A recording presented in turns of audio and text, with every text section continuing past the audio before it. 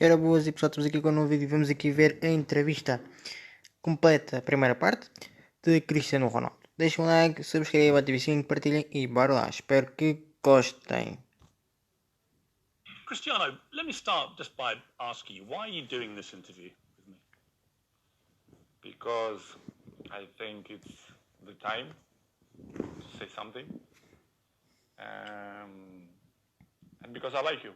As simple as that. Well, don't say that in public. Well, I like you too, and I appreciate it because I think that you've had to sustain a lot of criticism this year in particular, probably more than at any stage in your career.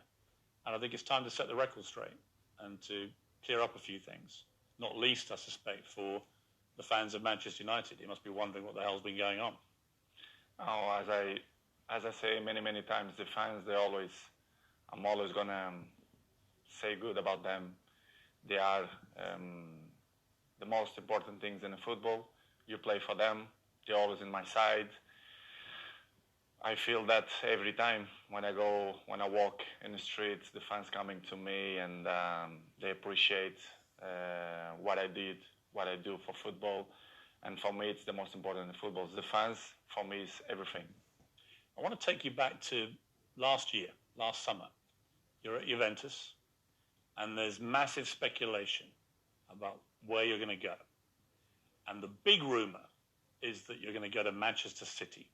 So first of all, how close was that to happening? Well, honestly, it was close.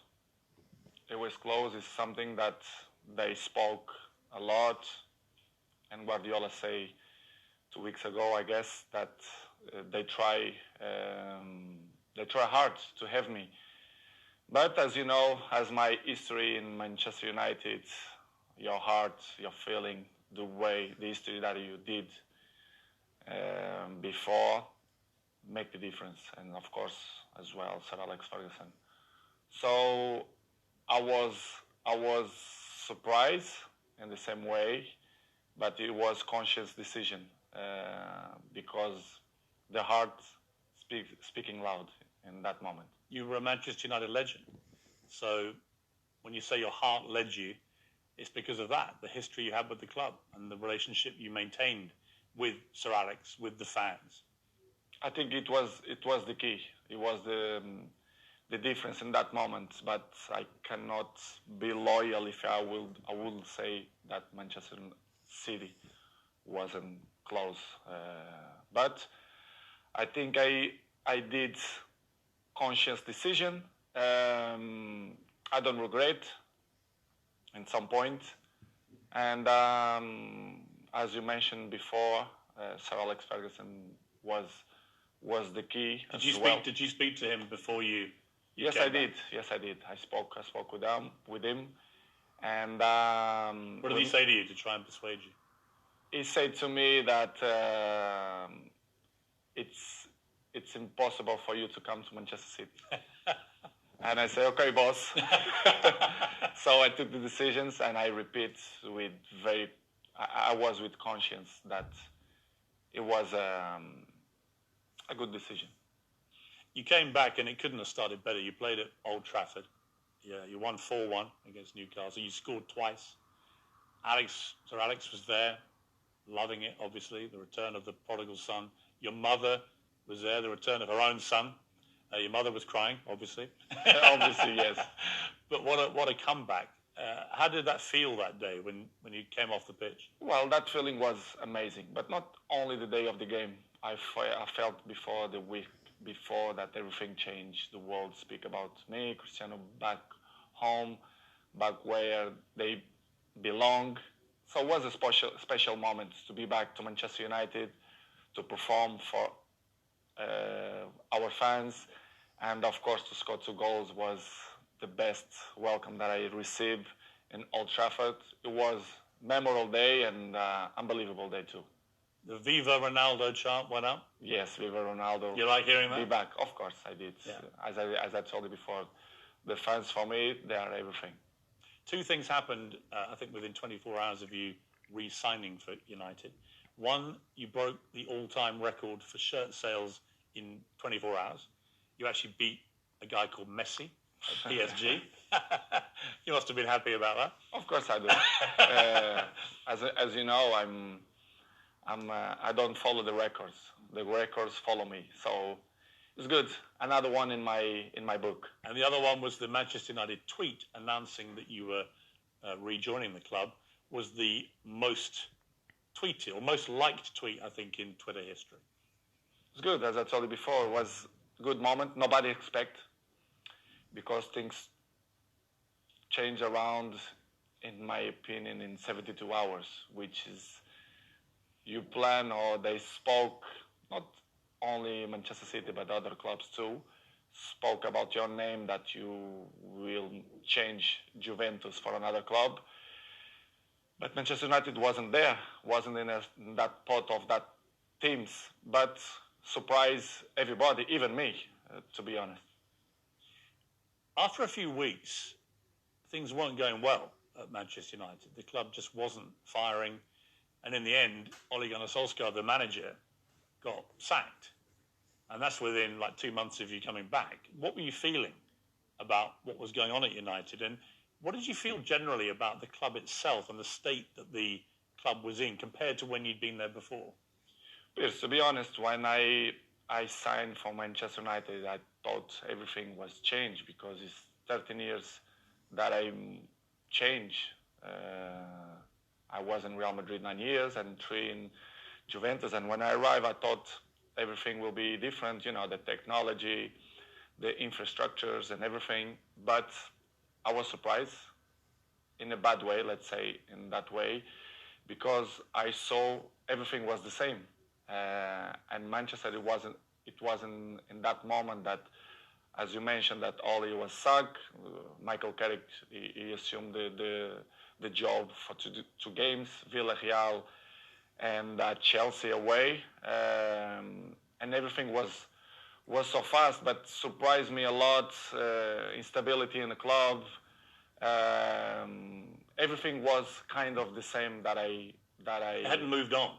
No, they stopped on the clock, in my opinion, which is something that surprised me. I didn't expect. And slowly they start to change. Even the windows, the new players, and was tough.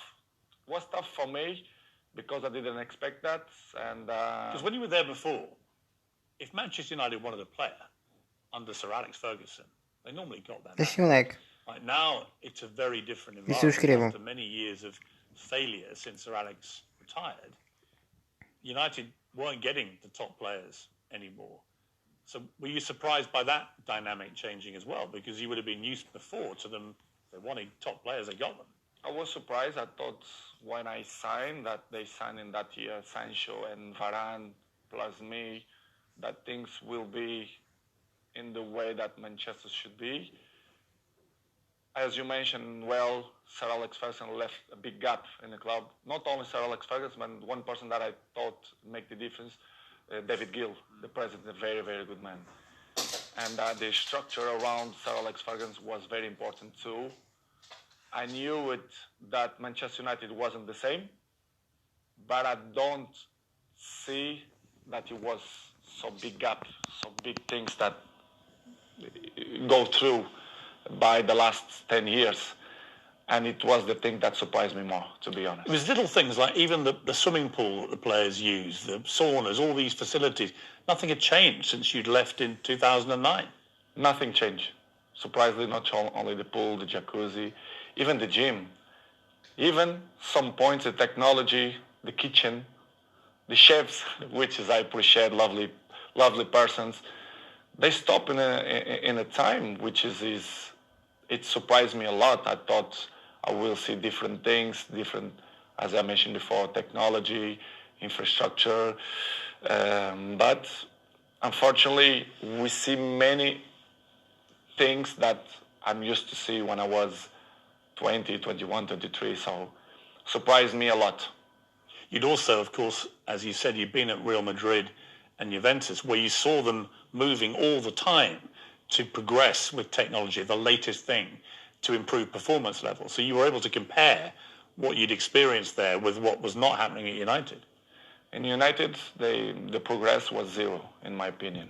To compare with Real Madrid and even Juventus, that they follow the recent world. So the technology, especially the terms of training, nutrition, and conditions of eat properly and to recover better than before, surprised me. Manchester right now, to compare with that club, I think it's behind, in my opinion, which is something that surprised me.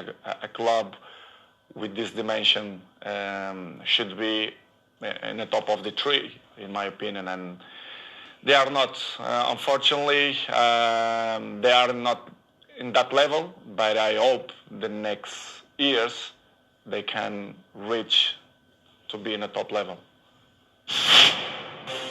Up next, Ronaldo's scathing verdict on what's gone in relative failures compared to other stages of their careers. Do you think that partly that's down to the structural element of this, that there just isn't the support that top managers need? I don't know what's going on, but since the Sir Alex Ferguson left, I saw not evolution in the club. The progress was zero. For example, you have an interesting point that how the club as Manchester United, after Ole, they bring sport directive Ralph Ragnick, which is something that nobody understands. This guy is not even a coach. A bigger club like Manchester United bring sport directive. Surprised not only me, but all the world, you know. Well, it was a ridiculous decision, wasn't it? Of course, in my opinion, you have to be honest. If you're not even a coach, how are you gonna be the boss of Manchester United? It's something that I should see that Manchester is not followed not the right way to reach successful like other teams, like for example Liverpool or Manchester City, Chelsea. They are one step behind or two because of this kind of mistakes. In my opinion, they should improve and change probably the staff or the people, the directives or presidents. I don't know who is the problem there, but since did it show a lack of ambition to you when they replaced Solskjaer, who a lot of fans liked, but he obviously wasn't delivering the big titles that United wanted and were used to. But to appoint someone like Ralph Rangnick, I mean, I'd never heard of him. United follow. And I'm thinking nobody. Had you heard of him? No, of course not. You'd never heard of this guy? Nobody. And the people who I speak, nobody knew it. Who is him? And suddenly did you call him the boss? Of course. I respect. We have to call because he assumed the job. Regardless, all the coaches that I had in my career, I call them boss because if they assume the job, we have to call in that way. But in the end, deep inside me, I never saw him as a boss because I saw some points that I never agreed, and he stopped in the time as well. Because if you're not being a coach, the next 5 years, you're gonna lost the identity of to be a coach. So surprised me a lot. But in the same way, don't surprise me a lot because if you see the structures, they keep it the same. So the coaches didn't surprise me, but was a tough moment. What was extraordinary was very quickly after Rangnick took over, he started briefing journalists that you weren't pressing enough and that maybe it would be a good idea if you moved on from the club. And I'm like, who is this guy? And why is he saying this to the man who's scoring the goals? To be honest, Pierce, it's something that I don't understand. It's the new coaches that coming around. They think they find the last Coca-Cola in the desert, which is I don't understand. The football that invents many years. So, but I respect any coach have a different approach, different opinions, different mentality. But kind of some points that you not agree. So I'm always like that in my life. I'm always been besides the best coaches in the world, Zidane, Ancelotti, Mourinho, Fernando Santos, Allegri. So I had kind of some experience because I learned from them. And when you see some coaches that they're coming, that they want the revolution, the football, I not agree. I have my opinion. They agree or they disagree, but it's part of the business because in the end of the day, I'm in a club to win. And with my experience, I want to help, like always. And some coaches that don't accept. And, it's part of the job. Did you know what he was doing, Rangnick, or not? At a club like United? No, they don't. They knew the club very well, but they don't know the dimension of the club inside, the history of the club, which is for me surprised me even more, which is when the soccer, Oli Solskjaer should bring a top manager, not sport director. Did you think it was right to get rid of Solskjaer, or would you have kept him on? Well, it's not. I love Solskjaer. I think he was a top person because what I keep inside my heart, it's the heart of the persons, and Oli for me is a top person. Coach, of course, he wasn't. He didn't look for what he wants. It's hard to assume after Sir Alex Ferguson, but I think he did a good job. For sure, he need more time. But I never doubt that he's going to be a good coach in the future. But it was a good experience. I was so pleased to work with him, even a short period. What about the younger players, and specifically their mentality? Because it seemed to me, just from what I was reading, when you were originally at Manchester United as a young 18-year-old, that you had huge respect for the older players, the Keanes and these guys in the dressing room, and you would soak up their experience, their wisdom and so on. Did you get that same respect, do you think, from the younger players? I don't mean that they don't respect the experienced players or the oldest players. I don't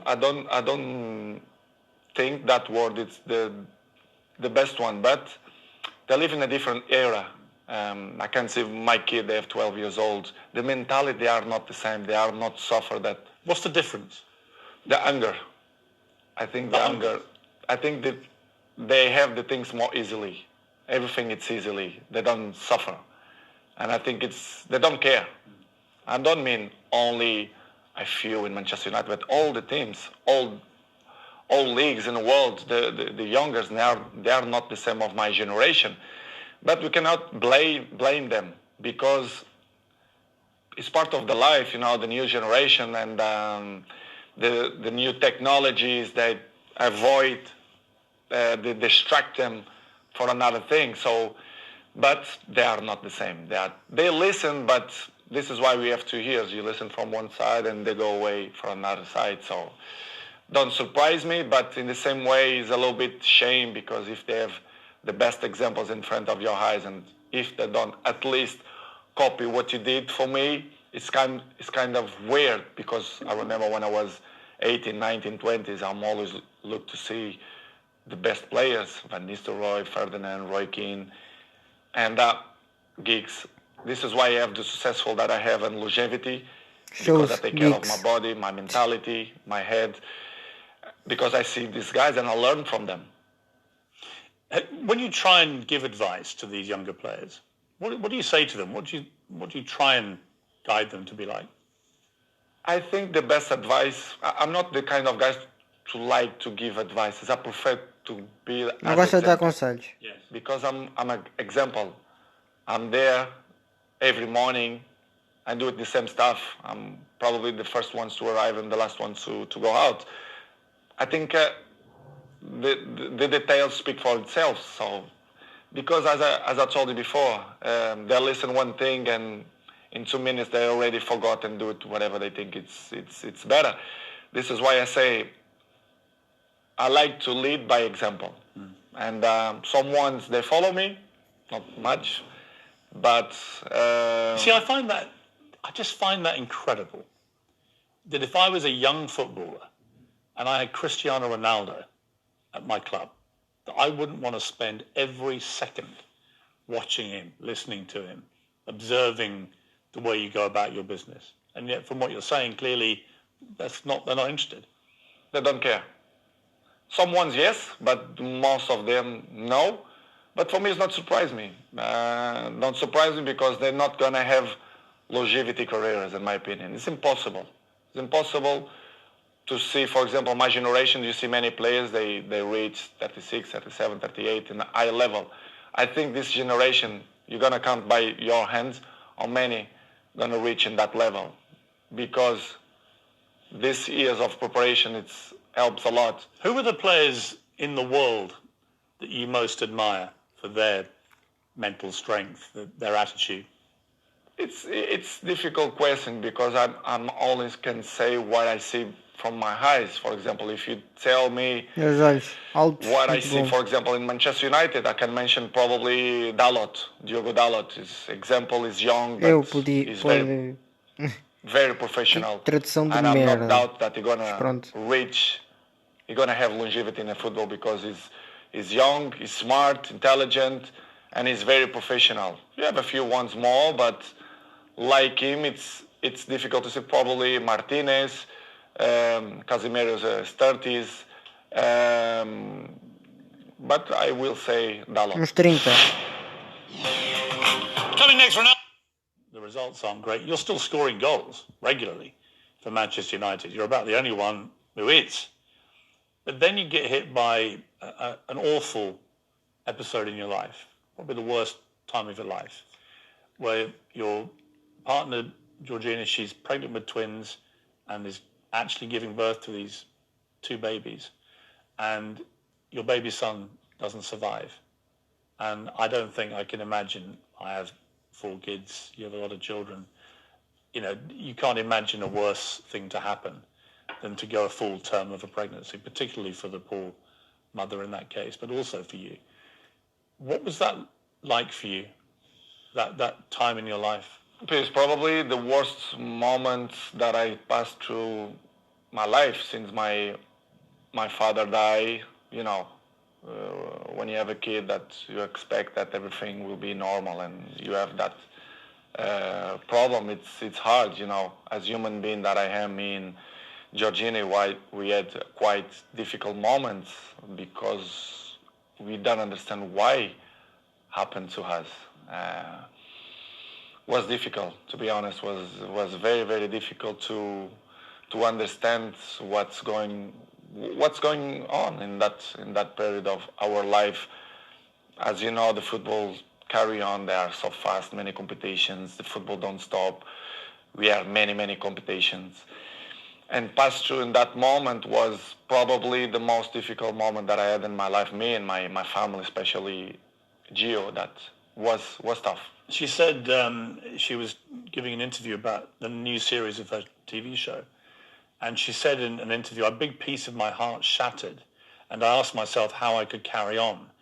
I had the answer nearer than I thought. I looked into the eyes of my children, and there I saw the only way of doing it being all together. Yeah, I saw too. Yeah, this is why what we did. I grew up my family, especially Gio, and we had the difficult moments, but we say, listen, we have more kids. We have one that born, Bella, that we have to be happy too. It's such a difficult situation again where you're mourning the terrible loss of your little baby boy, but also celebrating the birth of your beautiful daughter. I try to explain sometimes to my family and even my close friends. They say, I never felt to be happy and sad in the same moment. Yes. I never felt. It's hard to explain. So difficult. So difficult. It's, you don't know if you cry or you don't know if you smile. Yes. Because it's something that you don't know how to react. You don't know what to do, to be honest. Mas And há o of que course, I fazer. remember very well that I look like, I don't know the word that to define what I felt in that moment, but it's crazy feelings, it's crazy emotional. But as I told you before, I have to hold that we had at least Bella, yes, which is the most important. One die and one survive, but it's difficult to explain. How did you explain it all to your other children? They must have been so confused about In the it. beginning, Gio arriving home and the kids start to say, "Where's another baby? Where's another baby?" Of course, Cristiano, I had conversation with him in the day because he's 12 years old. He knows, he understands everything. And I had a nice conversation with him. We cried together in his bedroom, and he explained, and it's kind of, he didn't understand. He understand, but in the same way, he was a little bit confused. The other ones in the beginning, in the table, the kids start to say, "Mom, where is the other baby?" Blah blah blah. And Gio, in the beginning, they start to say, because she had a little bit belly because they had two. It's hard process. And after 1 week, I say, let's be frontal, let's be honest with the kids. Let's say that Angel, which is the name, they go to the heaven. It's better to say in that way. Yeah. And we start to use in that way. And the kids always understand when we had shots in the table, and they say, "Daddy, I did this for Angel," and they point out for the sky, which is I say, and I like it the most because it's part of the lives, and I'm not gonna lie to my kids to say the truth, which was a difficult process. But in the same way, I become more father, more friendly of them. They become more close to his daddy, especially me with Georgine as well. Yeah, I was going to ask you that because these things they can make or break relationships because the grief can be so intense. It can drive couples apart or it can bring them closer. In my case, it was better in that way. I become more friendly of Gio. I was of course friend, but I see more lovely for her and for my kids, and I start to see the life with a different perspective.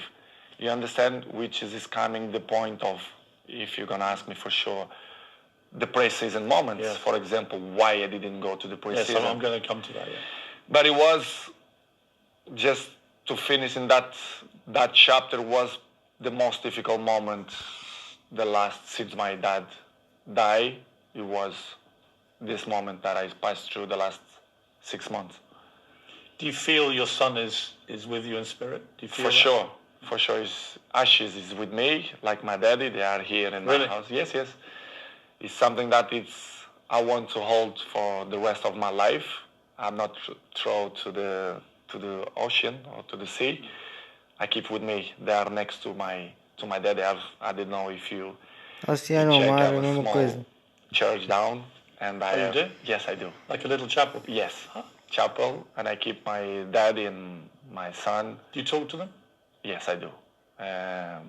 I talk with them every time, and that they are in my side. They help me to be a better man, to be a better person, to be a better father, and it's something that I'm really, really proud that the message that they send me, especially my son. Amazing. Todos nós. Grande vídeo. Cada pessoa Grande nessa primeira terra. parte. Inclusive você. Send me, especially my son. Amazing. You had an extraordinary... Espera aí que eu tenho aqui... vamos a meio.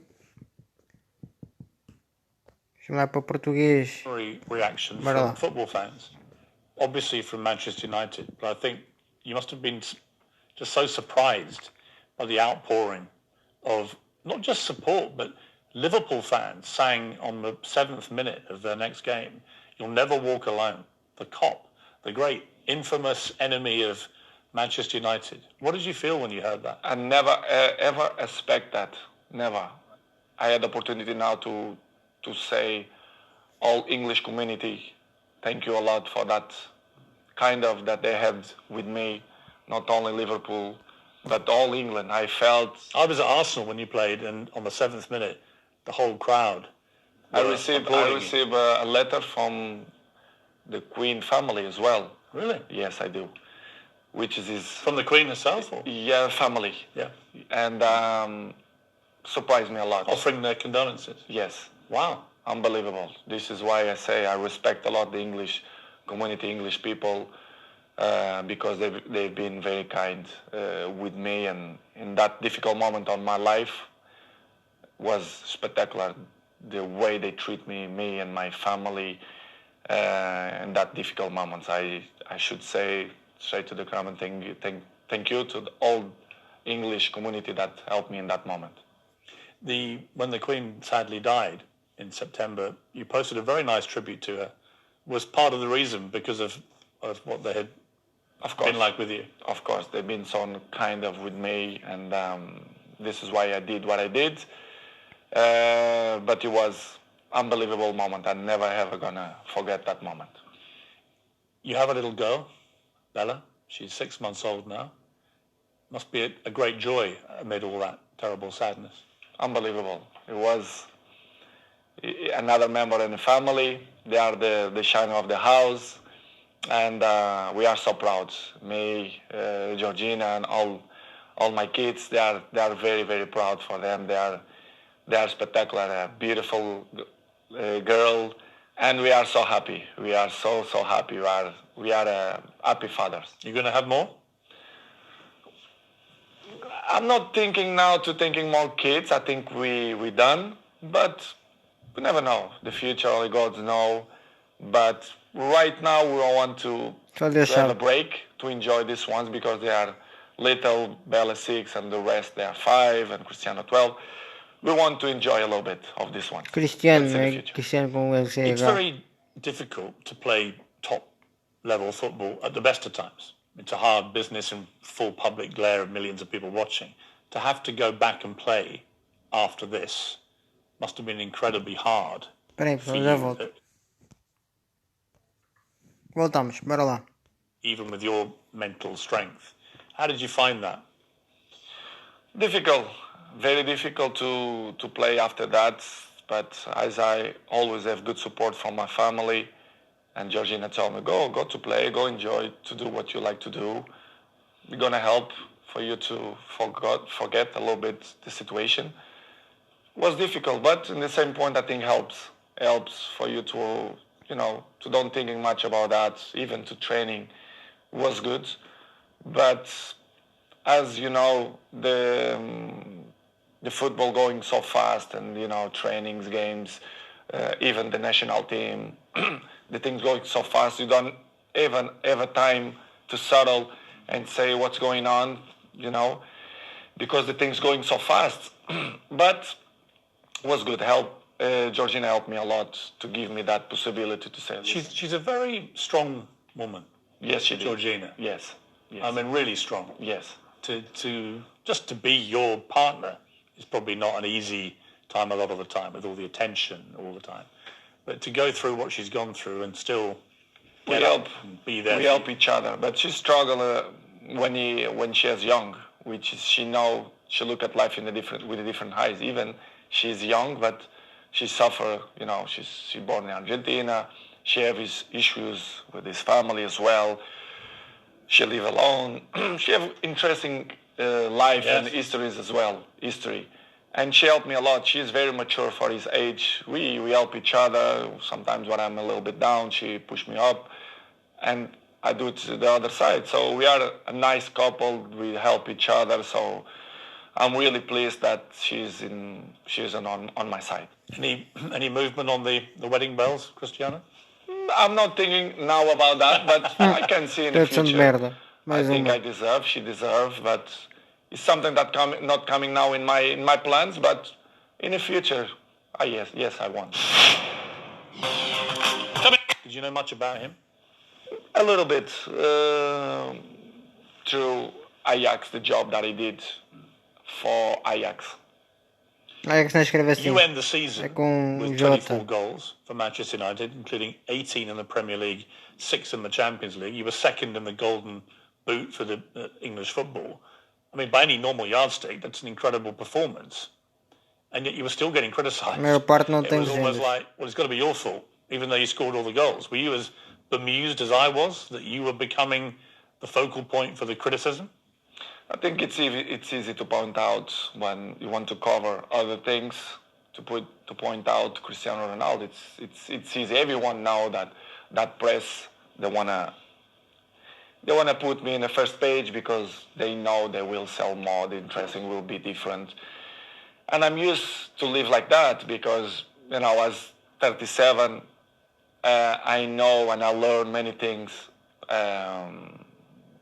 When you are in the down of the wave, when you are in the top of the wave, you don't realize and you don't see things that you don't see before, which is I appreciate to have bad moments to see which people is in your side, who criticize you more, because they're looking for that. They don't like to see successful people. The people only try to bring negativism. And I felt the last 4 or 5 months that not only for me, but even for my family as well, for Georgina, especially around the world, the press criticize me even more. Sometimes I don't understand why. Even Portuguese press that they criticize me a lot. I don't understand, but I still believe that the jealousy is part of that. They want to cover many things that helps to shine other things. But listen, Pierce, I know I'm 21 years in the top of the game, so I know how it takes. So for me, it's not a problem. It's hard when you are a little bit down to listen to this criticism. Do you read it all? Do you read newspapers? Do you read social media? A good thing that I have, I don't like to read because I know 90% of the times they lie. They are garbage. 90% eles não The têm press, they noção are de garbage. 100%. Not all of them, but most of them. They don't say the truth. And they lie. They constant lie and they constant attack me and my family. They're always negativism against my family. Why I'm gonna read? Because I know they try to make me feel bad, me and my family, which is something hard to deal. But in the end of the day, I understand. But it's really, really hard. The problem you have is you're too famous. You are the most followed human being on Instagram. That you have, I just checked, 495 million followers. I have just under 2 million on Instagram. 8 million on Twitter, so I'm catching you on Twitter slowly, but... Agora está a querer comparar a Ronaldo a ele. Half a billion Está certo. followers on Instagram. That's insane. You're bigger than all the Kardashians put together. It's good.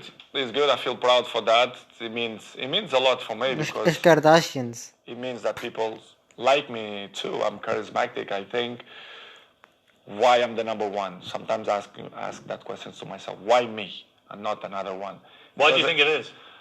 To be honest, not just only because I play good football, because everyone knows, but I think the rest is relevant. You have to be charismatic. People have to feel some connection with you.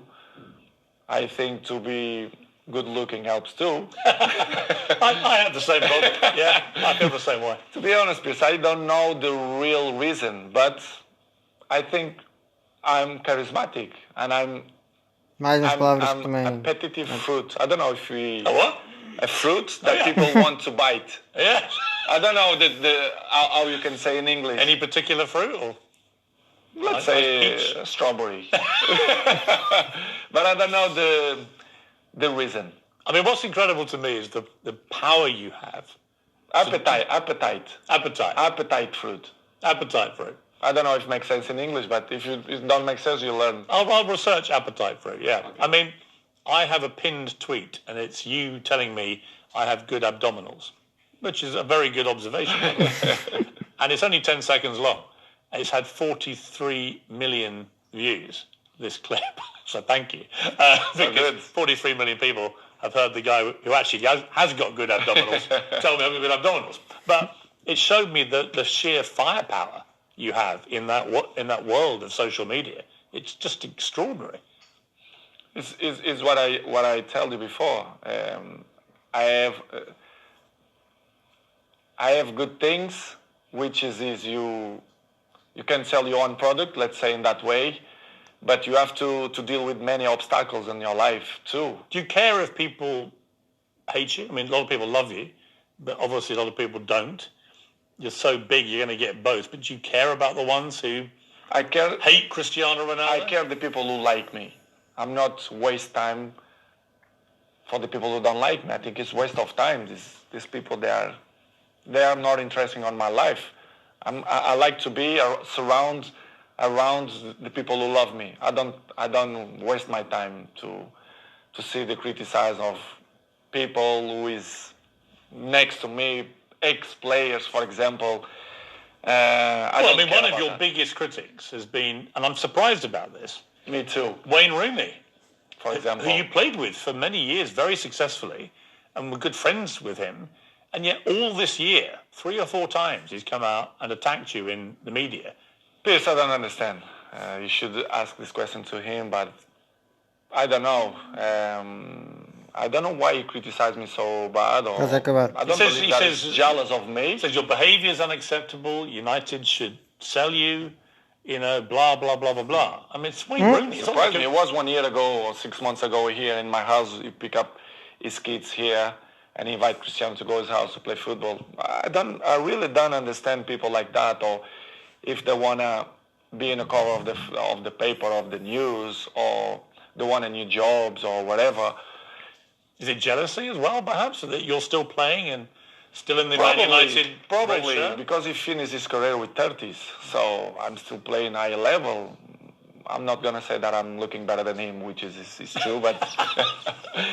But that is inarguable. I mean, there's no contest. It's hard to listen that kind of criticize and negative about people who play with you. For example, Gary Neville as well.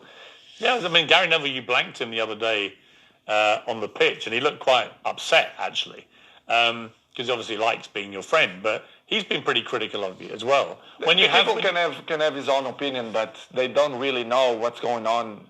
For example, inside the training ground and Carrington area, or even my life, they should listen not only one point of view, they have to listen my point of view as well.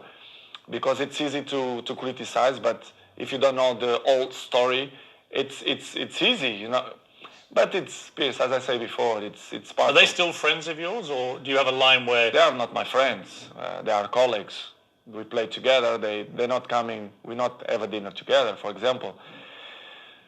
But as I told you, Pierce, before, it's part of my journey. They keep criticize me, negativism every time. So I continue my trip, and I have to catch up the people who like me. Some of your ex-colleagues have been incredibly supportive. Rio Ferdinand has always got your back. Roy Keane always has your back. Whatever happens, he's always supported you and has continued to do so. Does that mean a lot to you? It means a lot because I was in the dressing room with them. They are part of my journey in football as well. As I mentioned many times, working for me was my best captain ever. Rio Ferdinand helped me a lot. He was my neighbor. I was his neighbor. So very, very good guys. Not just because they speak good about me, but they was there in the dressing room. They are football players. They know how players thinking and the behaves, etc. And to listen ex-colleagues or teammates to criticize you and they only see one point of view. Do you feel a bit betrayed when they do that? Because you played together. It's easy to criticize. I don't know if you have a job in television that they must criticize to be more famous. I really don't understand. Do you think they use your name a bit to get attention? I think they take advantage of that because they are not stupid. And I really understand, and I have to carry on with my life with criticize or when the people speak good about you. But it's hard when you see people who was in the dressing room with you criticizing that way. It must hurt you. It's not good. Yes, I did. But not hurt. I'm not going to be more slim. I'm not going to sleep bad because of the criticize. But it's not good to listen that. Disappointing. A little bit, yes. Disappointing. Next on Uncensored, expect fireworks and the explosive...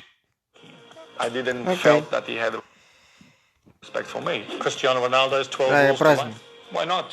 Imagine the rest of the rats, they're going to criticize me too. I'm just trying to work out how Wayne Rooney could hate you even more. They only speak about the black sheep, which is me. They're trying to force you out. Yes, not only the coach, but the other 2 or 3 guys there around the club. Yes, I feel betrayed. If you don't have respect for me, I'm never gonna have respect for you. Do you think England have a chance? I have a chance beside Portugal, in my opinion. That's it. You retire, right? Yeah, I retire. 100%. 100% vai se aposentar. Isto quer dizer qualquer What am I coisa. saying? Whatever you're up to, keep it uncensored. Bom pessoal, deixem um like, subscrevam, ativem o sininho, partilhem, comentem, espero que tenham gostado desta primeira parte. Amanhã, segunda parte, toda em vídeo também. Fiquem bem, abraço no próximo vídeo. Peace and love. Kiss.